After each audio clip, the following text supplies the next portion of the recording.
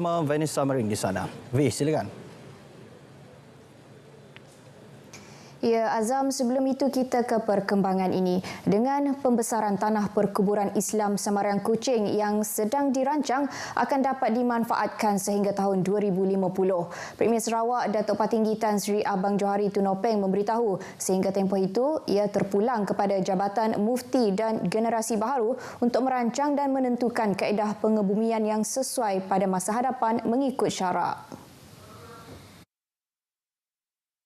Ini bukan saja masalah orang Islam. Yang bukan Islam pun sekarang ini mencari jalan bagaimana mereka cara mereka mengenai dengan kepulauan. Datuk Patinggi Tan Sri Abang Johari memberitahu demikian kepada media selepas majlis perasmian Kompleks Radatul Sakinah di Tanah Perkuburan Semayang Kuching. Dalam pada itu, beliau memberitahu dengan adanya kompleks bernilai 5.6 juta ringgit tersebut, ia akan menjadi penanda aras kepada tanah perkuburan lain seperti di Bako, Matang dan Sentubong yang sudah dikenal pasti untuk dibangunkan seperti Tanah Perkuburan Semayang. Justru tambahnya dengan adanya kompleks tersebut yang dilengkapi dengan kemudahan mampu untuk memudahkan pengurusan jenazah sehingga keurusan pengebumian pada bila-bila masa. Tambahnya lagi, kompleks perkuburan tersebut juga merupakan salah satu hajat bekas Ketua Menteri Allahyarham Pehin Seri Tan Sri Adanan Satem yang telah ditunaikannya. Setakat ini, Tanah Perkuburan Semayang telah menempatkan lebih 18,000 kubur. Kementerian Pembangunan Wanita, Kanak-kanak dan Kesejahteraan Komuniti Sarawak berhasrat menjalin kerjasama dengan Tabung Kanak-kanak Pertubuhan Bangsa-Bangsa Bersatu UNICEF untuk meningkatkan kebajikan wanita di negeri ini. Menurut menterinya, Datuk Seri Fatimah Abdullah, ia merupakan 4 perkara utama yang telah dibentangkan kepada beliau dalam satu kunjungan hormat oleh Ketua Dasar Sosial UNICEF Malaysia, Dr. Juanita Vasquez Escalon bersama rombongan di Kuching.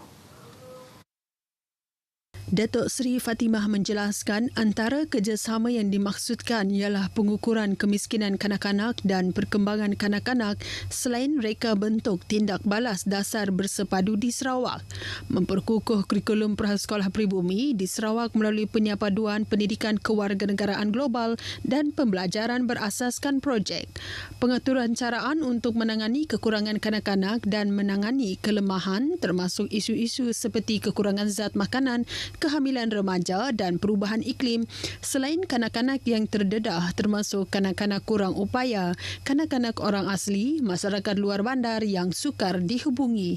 Selain itu, analisis pengurusan kewangan awam untuk menganggarkan kecukupan sumber yang diperlukan untuk menyediakan akses yang berkualiti dan universal kepada perkhidmatan sosial asas pendidikan dan penjagaan kesihatan termasuk pelaksanaan inisiatif tersebut dalam belanjawan negeri.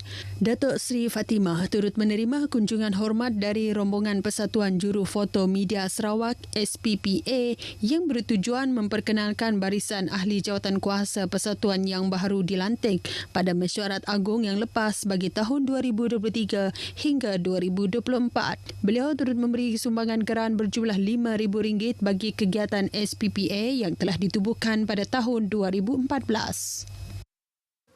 Sementara itu, sebanyak 86,095 akaun Endowment Fund Sarawak EFS telah dibuka melibatkan peruntukan berjumlah RM86.09 juta sejak ia dilaksanakan pada 2019 sehingga 28 Februari lepas.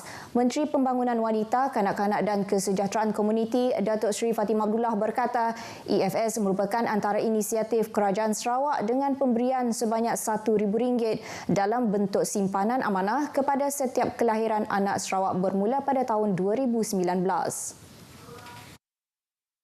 Datuk Seri Fatimah menjelaskan EFS bertujuan untuk membantu anak-anak Sarawak sebagai persediaan untuk melanjutkan pelajaran ke pengajian tinggi.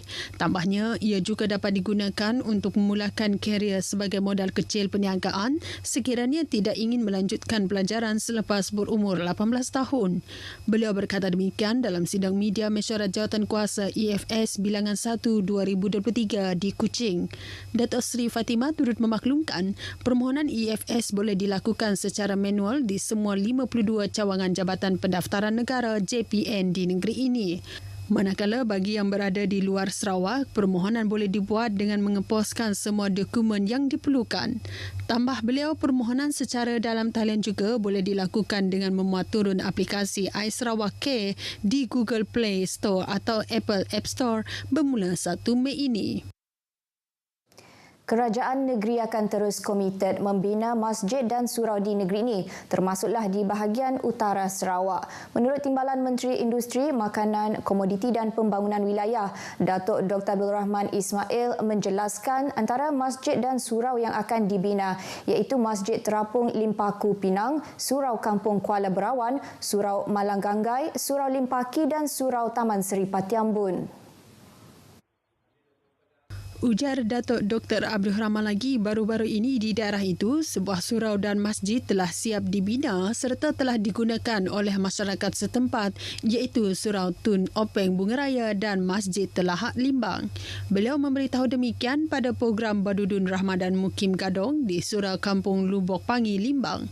Beliau yang juga Ahli Dewan Undangan Negeri Bukit Kota memaklumkan pihaknya akan memberikan peruntukan RM12,850 untuk surau tersebut bagi pembelian meja dan kerusi. Jabatan Bomba dan Penyelamat Malaysia JBPM Sarawak mengingatkan masyarakat agar mengelakkan sindrom 3L iaitu lupa, lalai dan leka bagi mencegah tragedi kebakaran dan kecelakaan berlaku. Pengarahnya Datuk Khairuddin Rahman berkata ini terutama melibatkan aktiviti yang menyumbang kepada proses di dapur sepanjang bulan Ramadan dan persiapan menjelang menyambut Hari Raya Aidilfitri. Datuk Khairuddin menjelaskan punca kebakaran yang bermula daripada aktiviti semasa bulan puasa seperti memasak atau membuat kuih muih dapat dielakkan sekiranya masyarakat mengamalkan prinsip 3P iaitu pengawasan, pencegahan dan pelindungan di premis masing-masing terutama di rumah. Bercakap kepada RTM di Kuching, Datuk Khairuddin berkata peringatan tersebut bagi memastikan tiada tragedi yang boleh memusnahkan harta benda ataupun meragut nyawa. Supaya mengelak tragedi lah. Kita tidak mahu kecelakaan berlaku dan selepas itu kita menyesal. Kata dalam sebutan unsafe ABC, unsafe act, unsafe behaviour dan juga unsafe condition. Sebenarnya kita buat, bukan orang lain. Dan bila berlaku satu dan kita tidak bolehlah menuding jari kepada orang lain tapi melihat pada kita. Jadi advokasi saya pada kali ini adalah untuk mengingatkan kepada masyarakat pentingnya kita untuk sentiasa berwaspada. Tambah Datuk Khairuddin lagi, setiap ahli keluarga serta jiran tetangga juga perlu saling mengingati antara satu sama lain berkaitan langkah-langkah pencegahan yang perlu diambil bagi mengelak berlakunya punca kebakaran. Ini juga termasuklah penggunaan peralatan elektrik yang akan digunakan di rumah masing-masing seperti memasang lampu perhiasan dan peralatan elektrik yang berkuasa tinggi. Baik, perkongsian itu tadi mengakhiri berita dari Sarawak. Salam Malaysia Madani dan kita kembali bersama Azam di Angkasa Puri. Silakan.